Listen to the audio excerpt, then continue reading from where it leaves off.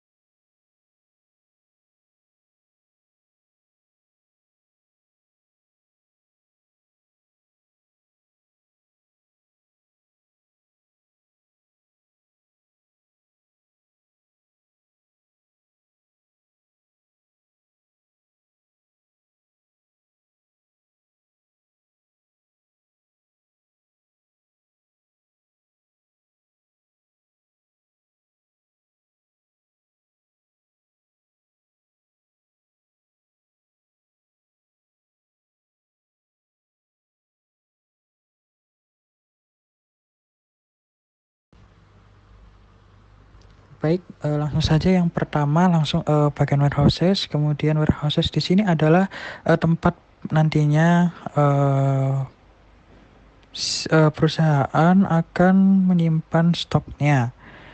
Semisal nanti dari perusahaannya memiliki warehouse lebih dari satu, misal ada gudang utama, gudang cabang, maka bisa ditambahkan di sini, bisa disesuaikan. Contoh saya bikin namanya warehouse untuk gudang A namanya.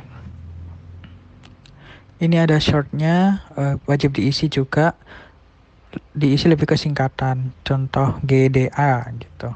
Addressnya, alamatnya bisa diisi. Kita klik yang di sebelah kanan ini. Jadi di sini itu rekan-rekan nanti kalau sudah define company-nya sesuai dengan basic configuration, di sini nanti akan rekan-rekan diajarkan bagaimana untuk setup company-nya. Nah, ketika sudah setup company, maka akan otomatis di situ juga harus mengisikan beberapa informasi seperti alamat. Di sini isikan, kemudian saya klik save. Lalu saya klik save, itu akan balik lagi ke warehouses. Kita lihat di sini sudah terbentuk ya gudangnya, gudang A. Kemudian jika rekan-rekan ada kebutuhan dalam gudang itu, ada location-nya ataupun sampai ke level caternya. Jadi location Kalau ada sub inventory-nya, rekan-rekan bisa tambahkan di configuration, kemudian location. Nah, kalau di Odoo kita pakai istilahnya itu location. Bisa dicek dulu. Sebenarnya untuk location ini dia akan terbentuk secara otomatis, rekan-rekan. Kalau rekan-rekan perhatikan di sini GDA stock internal location. Perlu juga kita bisa setup sih, misalkan ini as a scrap location. Misalkan ada gudang yang memang fungsinya khusus untuk barang-barang scrap gitu di cabang atau di area biasanya kan untuk barang-barang changing gitu atau return itu bisa dicentang. Nah, kemudian di sini ada location, sifatnya opsional. Kemudian kalau misalkan dari teman-teman itu pengen di dalam gudang ini cuma ada satu location, ya udah kita isi satu location aja. Kalau misalkan ada lebih dari satu, maka kita perlu buat dengan parent location yaitu GDA. Seperti itu rekan-rekan. Jadi kita find locationnya seperti fungsinya sub inventory gitu. Nah, selanjutnya adalah operations type. Operations type ini sebenarnya menjadi standar yang ada di Odoo. Jadi rekan-rekan kalau perlu setup gudang secara otomatis, rekan-rekan perhatikan yang saya centang, dia akan terbentuk di sistem. Jadi gudang langsung memiliki beberapa operation types. Receipt itu operation type untuk penerimaan. Jadi barang-barang penerimaan dia akan masuk ke receipt. Lalu internal transfer ketika ada perpindahan stok dari gudang, dia akan menggunakan jenis operation type internal transfer. Delivery order ini adalah ketika barang keluar dari gudang. Lalu ada point of sale order. Point of sale ini merupakan barang-barang yang digunakan untuk kepentingan penjualan kasir atau pos. Dia akan menggunakan tipe operation type pada point of sales. Jadi delivery order ini untuk things. Kemudian yang terakhir yaitu manufacturing. Segala kegiatan manufacturing yang rekan-rekan membutuhkan stok biasanya akan ambil stok dari gudang kan kalau produksi. Di sini ya secara default yang terbentuk adalah operation type di tipenya adalah manufacturing gitu. Untuk ini bisa rekan-rekan sesuaikan kembali. Selanjutnya adalah putway rules. Putway rules ini adalah untuk misalkan inventory methodnya putway sebelum inspection, maka bisa ditambahkan kalau misalkan punya putway rules-nya. Oke. Tambahan produknya apa, produk kategorinya apa, one product arrive-nya apa, kemudian company-nya apa, seperti itu. Kemudian di level produk di setup adalah produk kategoris. Jadi produk kategorisnya ini sebenarnya nanti setupnya center aja secara terpusat karena setiap modul akan memiliki menu produk masing-masing dan tidak semua modul punya setup produk kategoris. Yang memiliki setup produk kategoris hanya di purchase dan juga inventory. Maka kalau bisa ketika kita opbal untuk stoknya diusahakan kita sudah opbal untuk produk kategorisnya juga. Jadi biar adanya minor perubahannya gitu. Kalau pembuatan dari produk kategoris secara upload atau by import nanti bisa didiskusikan dengan konsultan, sedangkan di video ini saya akan contohkan menggunakan penguploadan manual. Kita cukup klik create, kemudian contohkan. Contoh kategorinya adalah misalkan alat tulis. Parent kategorinya jika ada. Kemudian di sini ada logistik. Logistik ini lebih ke metodologi logistiknya. Inventory metodenya lah ya. Jadi di gudang itu sistem perpindahannya barangnya menggunakan metode apa? Force removal strategy, apakah first in first out atau last in first out, ataupun metode lain sebagainya untuk metode persediaan gitu. Biasanya sih ini tergantung dari kebijakan perusahaannya masing-masing. Kalau misalkan dari perusahaan tidak menggunakan metode apapun, maka tidak dicentang aja gitu. Iya gitu. Dikosongnya juga tidak masalah.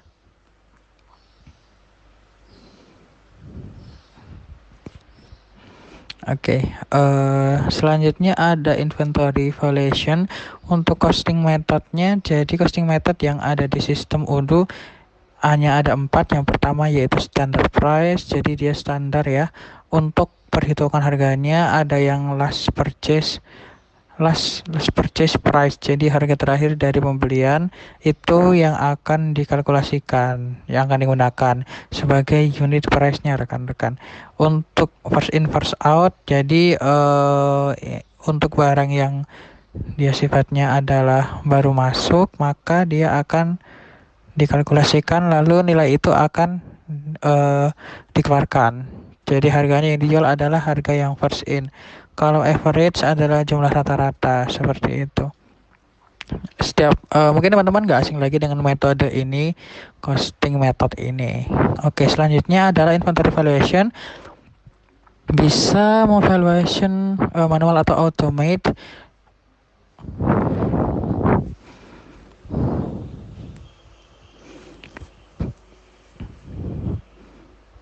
Kalau untuk automate nanti dia akan sepersekian waktu dia akan langsung ke kalkulasi. Kalau yang inventory valuation manual dia akan di endingnya gitu.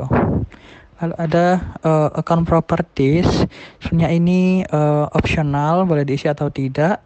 Lalu diperhatikan saat kita membuat produk kategoris maupun produk, usahakan kita mengisi untuk akunnya. Jadi akun jangan lupa dikoordinasikan dengan tim accounting untuk ditentukan. Jadi akun ini untuk expense dan juga income atas produk tersebut itu menggunakan cawa apa gitu, akunnya apa. Tapi kalau mengikuti standar di Odoo, akun terbentuk atau seperti ini. Ketika income-nya masuk ke dalam product sales dengan cawa 400.000 dan expense-nya maksudnya ke expense seperti itu. Jadi kita klik save saja, kemudian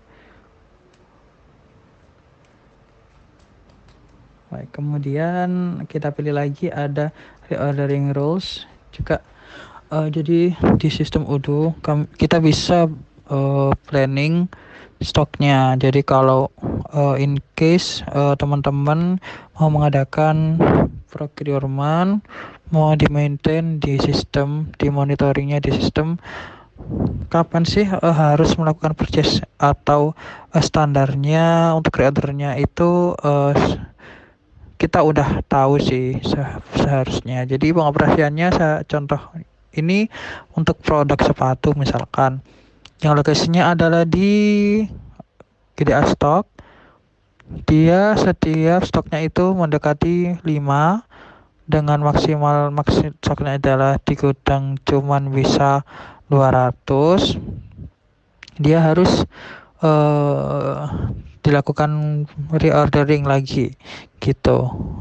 Dan ini seharusnya juga nanti akan mendapatkan notification di bagian sini ketika stoknya sudah mendekati minimum. Dan di sini kita bisa lihat untuk forecastnya. Jadi memang di sistem Odoo-nya sudah mengcover bagaimana untuk forecast inventory-nya. Jadi kapan kita harus melakukan inventory lagi. Next selanjutnya adalah shipping methods. Jika punya shipping methods tersendiri, contohnya ini saya tulis adalah free delivery charge dan juga none.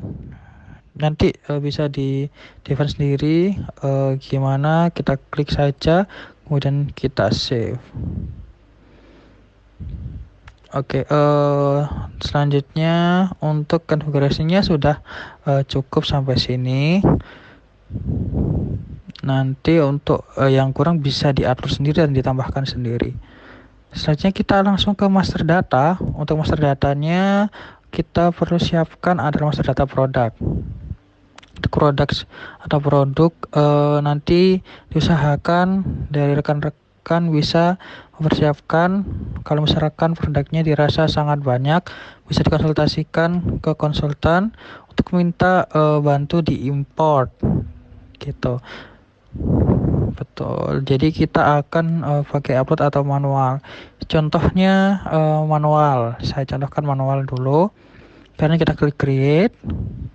Kemudian akan ada produk. Ini nama produknya, produk name-nya.